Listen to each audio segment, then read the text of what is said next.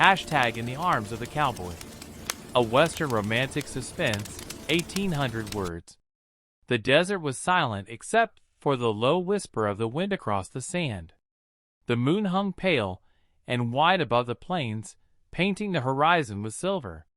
Somewhere in that silence, a single horse moved, slow, steady, and tired, carrying a man who had seen more nights than he could remember. His name was Jace Holloway, a cowboy whose name once echoed across the saloons of Texas like the rattle of spurs on wood. A man with a past written in gun smoke and heartbreak. He had come far, from the lawless towns of the West, to this quiet piece of land, a ranch half forgotten, owned by a woman he never thought he'd see again. Clara Monroe. He hadn't said her name in years, but tonight, as the stars lit the open sky, it was all he could think of. She had been the sheriff's daughter, untouchable, elegant, the kind of woman a man like him could only love in secret. Yet, he had, with everything in his soul. When his horse stopped by the wooden gate, Jace dismounted and took off his hat. The farmhouse stood in the distance, warm light glowing from its windows. He hesitated. Memories came rushing back, her laughter on the porch, the way her hair smelled of lilac, the night they'd almost run away together before the sheriff found out and everything fell apart. He walked toward the porch, boots crunching against the dry ground. The door creaked open before he could knock. "Jace?" The voice was soft, uncertain, and it hit him like a bullet through the heart. She stood there, older, wiser, but still the same Clara. Her golden hair was pinned up, her eyes glistening with something between disbelief and pain. "You came back," she whispered. "Couldn't stay away forever," Jace said, his voice rough. "I heard you were still here, running this place alone." She stepped aside, letting him in. The house smelled of cedar and old dreams. A lantern flickered on the wooden table, throwing amber light across the walls. She poured 2 cups of coffee, her hands trembling slightly. "I thought you were dead," she said finally. "Almost was," he murmured. "But I guess death got tired of chasing me." A silence followed, not empty, but thick with everything they hadn't said in years. She looked at him, really looked, and her lips parted as if she were trying to breathe through the ache of memory. "Why now, Jace?" He smiled faintly. "Guess I came to finish what I started." Outside, thunder rolled in the distance, strange for a desert night. She frowned, glancing toward the window. "A storm's coming." "Yeah," he said quietly, eyes not on the storm but on her. "Always does." Later that night, the wind picked up, howling through the canyons. Jace found himself outside, tying down the horses while Clara watched from the doorway. Lightning split the sky, lighting up his figure, strong, tired, dust-covered, like a ghost out of time. When he came back in, rain began to fall, soft at first, then harder.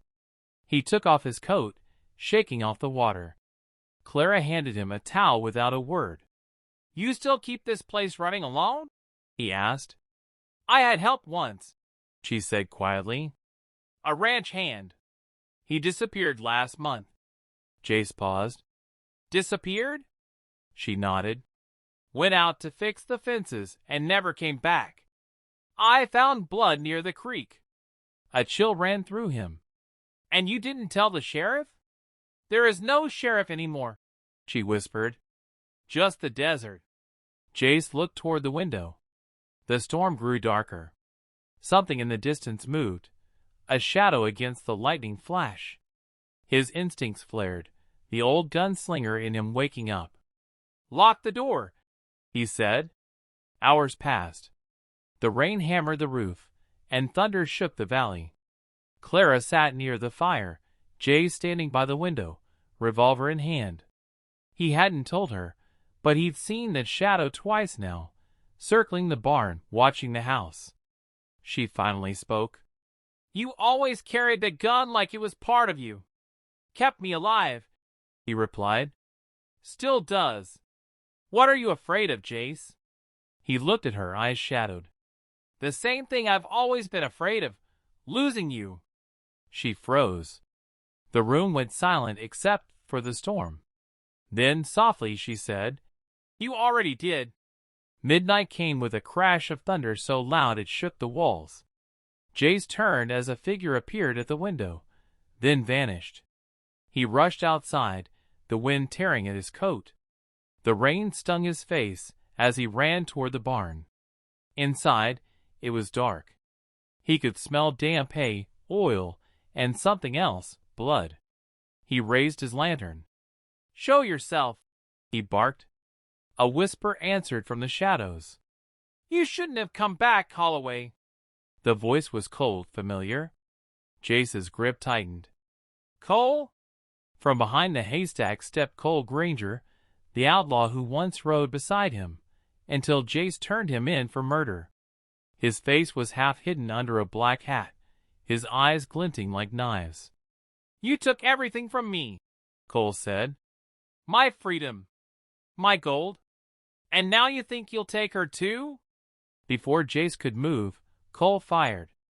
The bullet grazed his arm, knocking him back. Jace hit the ground, rolled, and shot back. The flash lit the barn for a split second. Two men locked in a ghostly dance of fire and vengeance. Clara heard the shots and ran into the storm. Jace! She screamed.